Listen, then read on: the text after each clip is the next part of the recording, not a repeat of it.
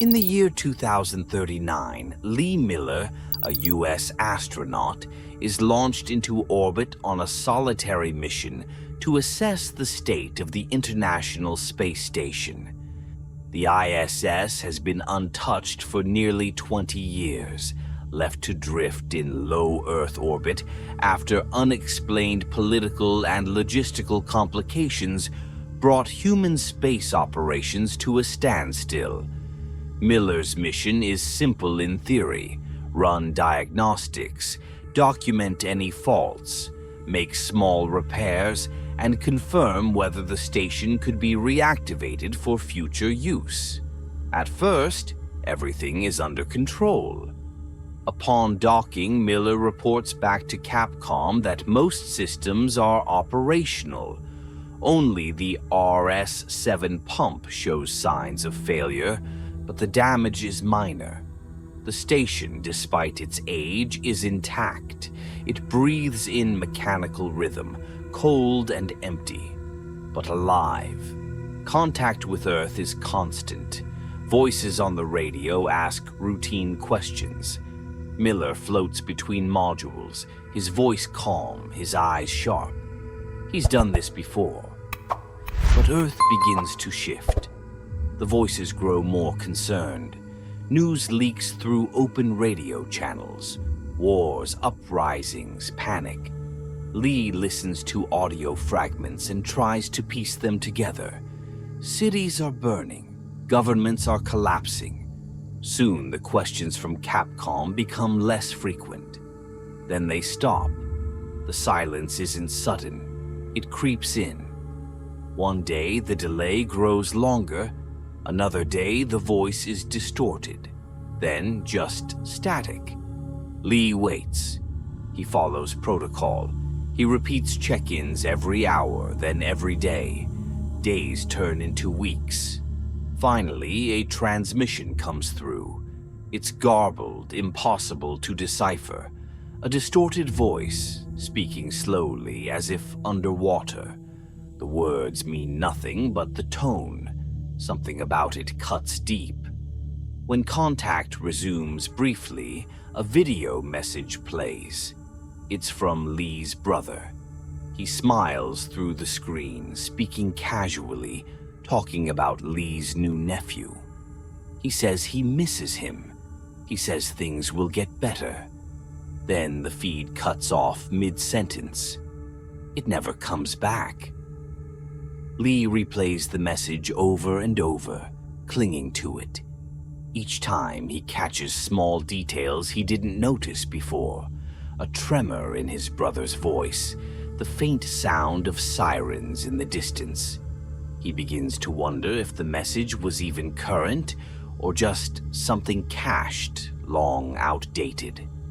As isolation sets in, Lee tries to stay focused. He troubleshoots the comm system, suspecting a fault in the uplink.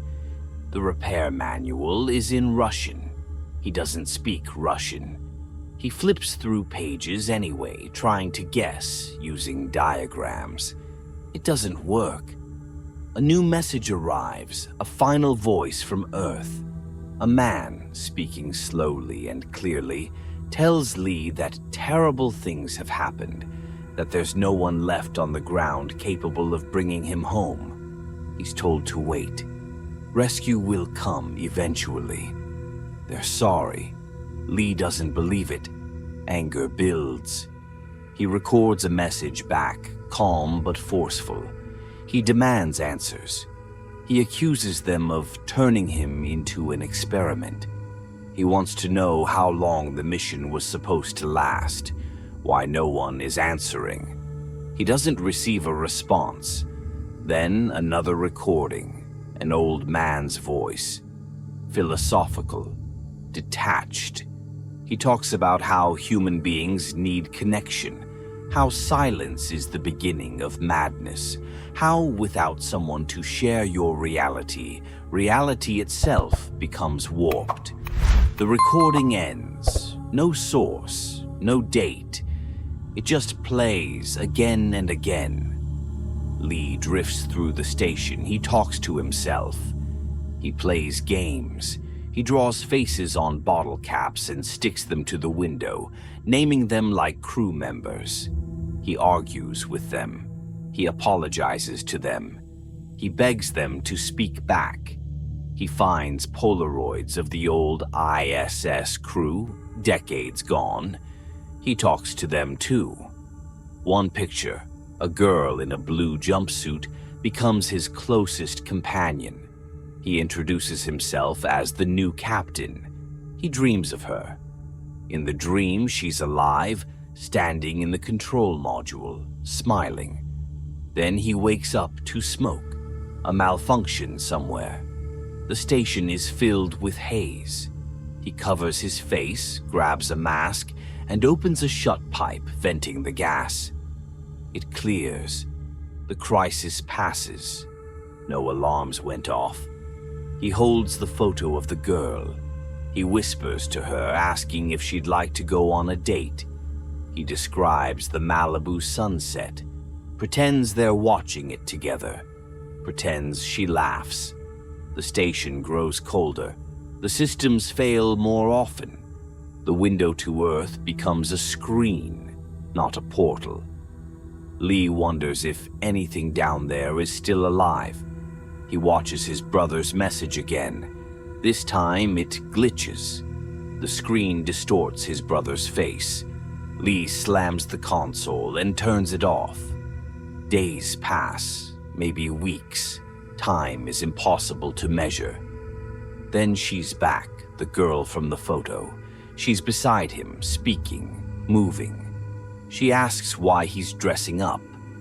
He answers out loud. She tells him he's broken. He doesn't respond. Lee suits up. He says he needs to fix the station. He prepares to leave the pressurized module. Then he stops. At his feet is a package, brown paper tied with string. No label, no origin. He opens it and finds a journal inside. A different Lee, Captain Lee Briggs, 1864, Union Army. Lee reads the first page and feels the walls shift. The story inside is too familiar. War, isolation, a mission, a mysterious object. The words run through him like déjà vu. And the ISS, silent again, drifts above the ruins of the Earth. The year is 1864. Deep in the southern wilderness, the American Civil War is approaching its brutal end. Union troops, battered and exhausted, are scattered across makeshift camps and underground bunkers carved into the mud. The world above is chaos. Cannon fire in the distance, smoke hanging in the trees like a low ceiling. Men speak in whispers, their eyes hollow from weeks without sleep. Among them is Captain Lee Briggs, a Union soldier assigned to the 77th Infantry. Briggs isn't like the others. He's quieter, often scribbling in a battered leather journal by lantern light. He writes about the men, what little food they have left, how many shells they've counted, and which of them cried in their sleep. But mostly he writes about the silence between the bombardments and how it feels heavier than the explosions. Their bunker is barely holding. The enemy pushes closer each night and their own lines are fraying. Above ground, the world is fire. Underground, the men cling to the illusion of protection. Rats move through their food stores. Water drips constantly from the ceiling. When the bombs fall, the walls shake like lungs exhaling. Then a new order comes down. General McLean, worn and stern, calls Briggs into a private corner of the bunker. He hands him a folded map with an odd marking in red, an area far behind enemy lines, unremarkable to most. The general explains that scouts discovered something buried there, something strange, not Confederate, not natural. The orders are brief. Find out what it is and report back. No questions. Briggs doesn't argue. He packs a rifle, a lantern, and his journal. As the others prepare for another skirmish, Briggs is sent out at night, crawling through trenches and under barbed wire, slipping into the black woods alone. He moves in silence for hours, through fields of frost and shattered trees, until he reaches the marked coordinates. There, hidden among roots and half-covered in leaves, is something impossible, a metallic structure partially unearthed, humming faintly beneath the ground. Not rusted, not built by any army he knows. The metal is warm to the touch. Etchings cover its surface, not in any language Briggs recognizes. He circles it once, twice, unable to decide if it's a weapon, a monument, or something else entirely. He writes in his journal, a rough sketch, a note about the hum, about the way the air around it feels charged, like the moment before lightning strikes. He doesn't know what to call it. He doesn't try. Before he can investigate further, artillery fire begins in the distance. It's not aimed at him, not yet, but it means time is short. Briggs tears out a page of the journal, marks it, and places it under a rock near the object. He turns back through the woods. But something is wrong. The sky flickers faintly, like the light is being bent. He stops once, listening. He thinks he hears a voice behind him, faint and metallic, though there's no one there. When Briggs returns to camp, the bunker is in ruins. Bombs have fallen. The men are dead or scattered. The air reeks of gunpowder and earth. He searches the wreckage, finds part of the wall still standing, and ducks back into the shadows. He writes again in his journal, hands shaking. The object. He was right to be afraid. He doesn't say why. He doesn't explain what changed, only that it did. Then the entries stop. The journal ends mid-sentence, its last pages blank. No conclusion, no report, no mention of the object's origin or what it truly was. Only silence, buried in dirt and blood. Years later, that journal finds its way into the hands of another Lee Miller, orbiting alone above a broken Earth, who reads the words and feels something stir. Not memory, not recognition, but connection. A thread reaching out from a century before, through fire and space, to remind him he's not the first to be forgotten. Lee Miller stares at the journal for hours after finding it, his gloved hands thumbing through the brittle, yellowed pages.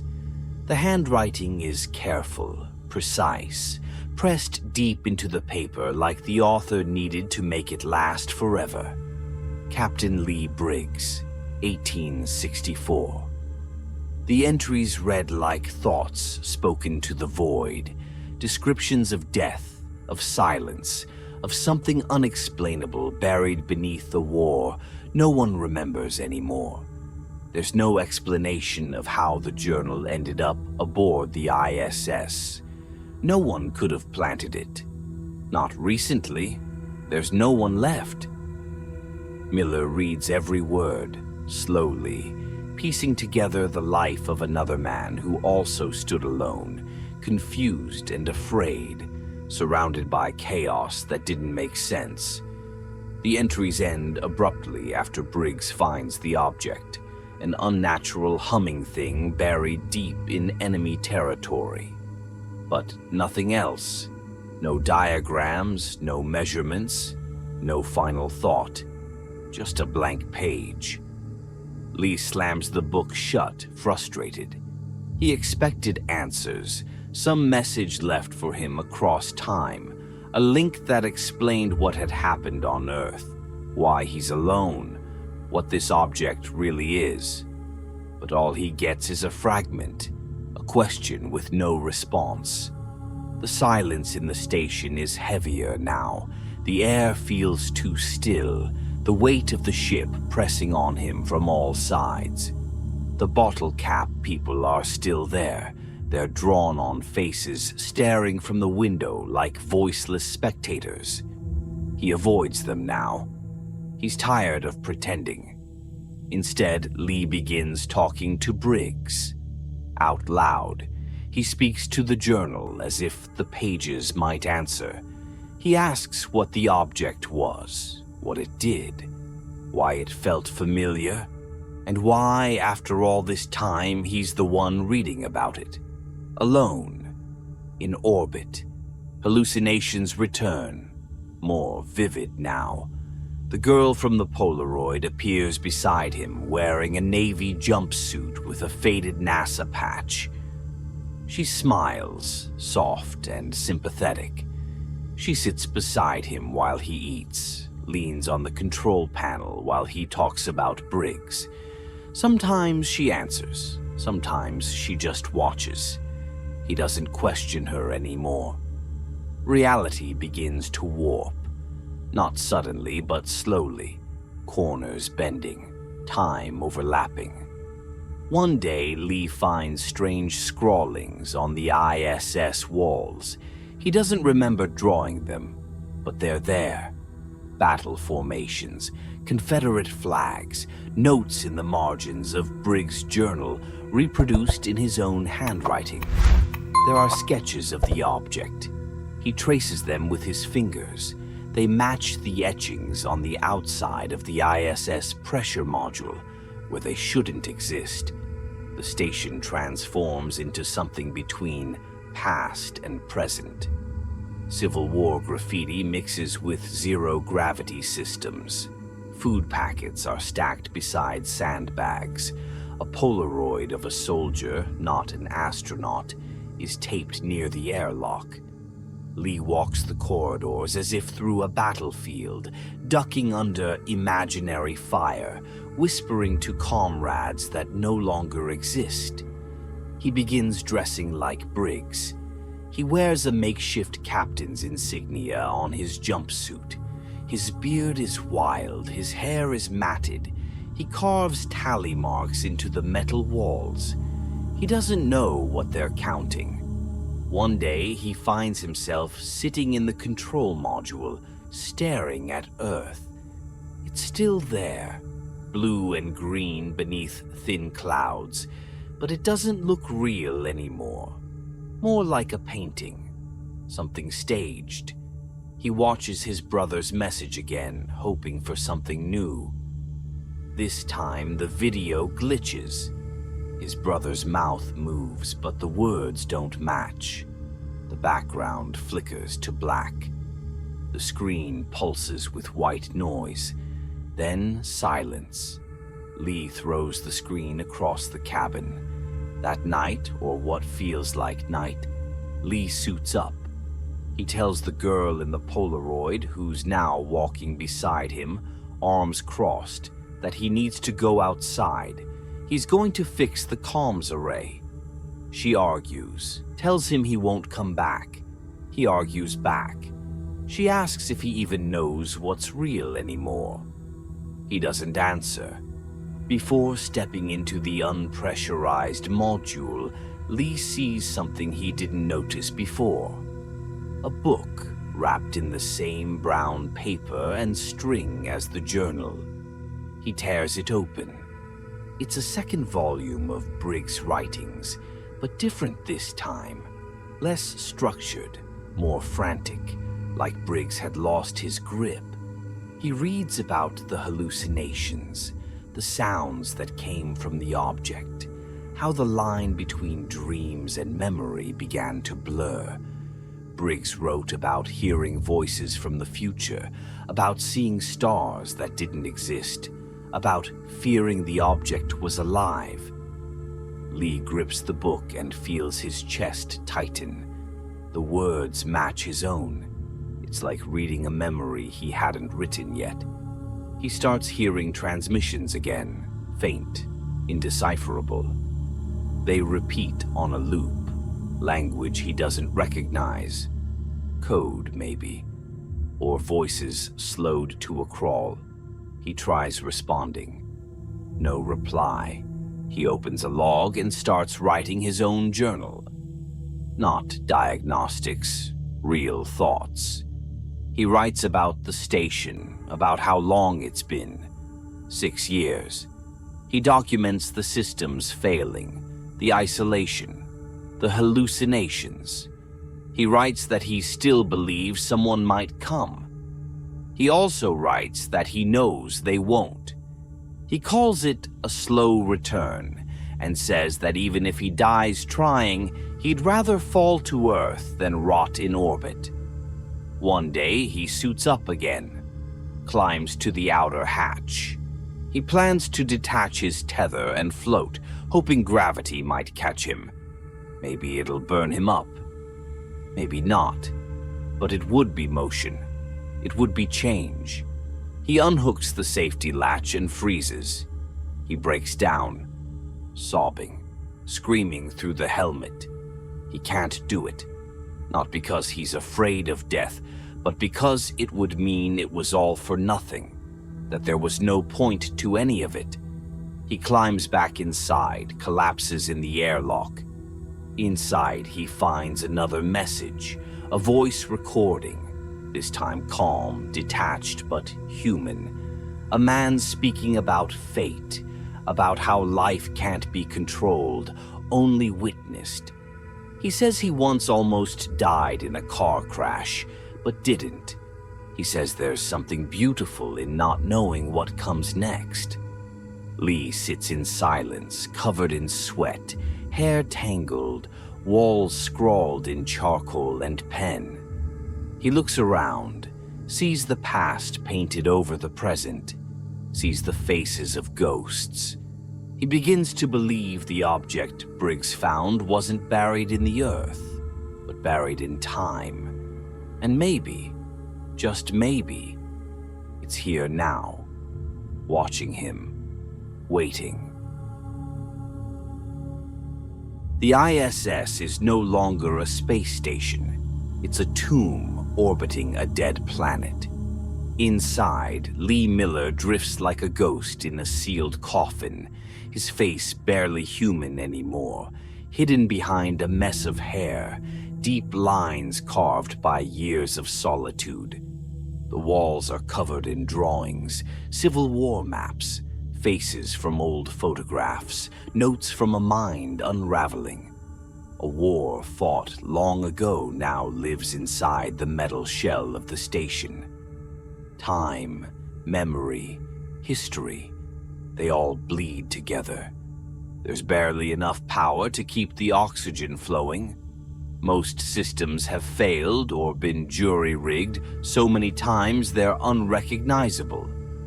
Lee doesn't fix things anymore. He just survives. A man-shaped shadow among echoes of other people's lives. The voices are back. At first, he ignores them. Another loop, another hallucination. But this one is different, clearer, urgent, real. Static breaks. A voice pushes through. ISS, do you copy? Lee doesn't move. ISS, this is Tranquility Array. Please respond. He floats to the console in slow motion, like in a dream. His hands tremble as he fumbles for the receiver. He presses the button. Nothing happens. He slams his fist against the panel. Harder. Again. The voice comes through once more. We see your signal. Do you copy? He responds this time, shouting into the mic, his voice cracked and raw from disuse. Yes, this is Lee Miller, ISS. I'm here. I'm still here. No answer. His heart races. He leans against the console, breath short, eyes wide, then faint chatter. Distant, like it's coming from another room, another world. But it's there. He rushes to the window. Earth still looms below, unmoving. But there, something new. A structure, massive, floating, angular and silent, orbiting with impossible grace. It shouldn't be there. Nothing should be there. But it is. He hears voices again, several now. They aren't distorted. They speak in calm, measured tones like operators reading from a checklist. Lee doesn't care what they say. It's proof. It's contact. He suits up without hesitation, moving on pure instinct. Every breath feels like it's pulling him towards something he can't explain. He docks. The hatch opens. Not into another spacecraft, but into a structure. A building. Wide halls stretch endlessly, lit by soft white light, sterile but strangely warm. The architecture looks human, but the angles are too clean, the materials too smooth. Nothing decays here. No time seems to pass. He walks. A painting on the wall catches his eye. An old rocket, flames frozen mid-burst. He stares. The flames flicker, then move. The rocket launches inside the frame, smoke swirling across the glass. He stumbles back. Further down, a photo of an astronaut floats in space. Then another room. Books, a typewriter, a mobile of the solar system. Relics from Earth, from history, from memory. Up a staircase, he enters a small room. A television is playing. On it, Lee Briggs, the Civil War captain. He's older now, or maybe just tired. He speaks calmly as if giving a testimony. He talks about being alone, about a discovery that changed him. Behind him, the object, the cube, glows faintly. He talks about losing his men, about writing for someone who might understand. Then Lee Miller is no longer in the room. He's inside something deeper. A main frame, a network of sound and light. Screens blink, machinery hums. A book sits at the center of the room. Its title, A Love Story as Told by You. He opens it. Photos, Briggs with his unit, a battlefield, the object. Then Lee Miller, the ISS, the bottle caps, the Polaroids, his brother's message, his hallucinations, his drawings. All there, archived, preserved. He flips to the index. His name is listed. He types it into a terminal embedded in the desk. Lights power on. Machines activate. Then, silence. He wakes in a hotel room. Generic, still. Curtains drawn. The kind of place where nothing happens and time waits politely. He stares at the ceiling, unsure if he's dreaming or dead. A voice speaks. Not from a speaker, but everywhere. Gentle, without gender, without origin. We've been watching, Lee. He sits up. Everything you knew is gone. Earth, as you remember it, no longer exists. But you were not forgotten. He stares at the empty chair across from him. We are what came after. We don't know what to call ourselves, but we've studied you, your kind, your history, your memories. We collected what we could before it was lost. Lee stands. The room begins to shimmer. You needed to be alone for us to reach you, to understand you fully. We know now that connection is not luxury, it is survival. That's what your kind taught us. We learned it from your grief. The voice fades. The walls vanish. Lee floats in space again, his suit glowing softly. The cube is there, enormous, silent, surrounded by a golden field of light. It pulses like a heart. He drifts toward it. The recordings play again, layered like music. His brother's voice, Briggs' account, the old man talking about fate, the strangers who once spoke over static. They blend into one sound, one truth. You were not alone. You felt something others felt. That feeling was love. The cube takes him in, and then nothing and everything. The ISS is gone. The Earth no longer turns beneath, but the memory remains, stored, shared, remembered. Somewhere far away, someone begins to read a story about a man named Lee, a man who reached out and was finally heard.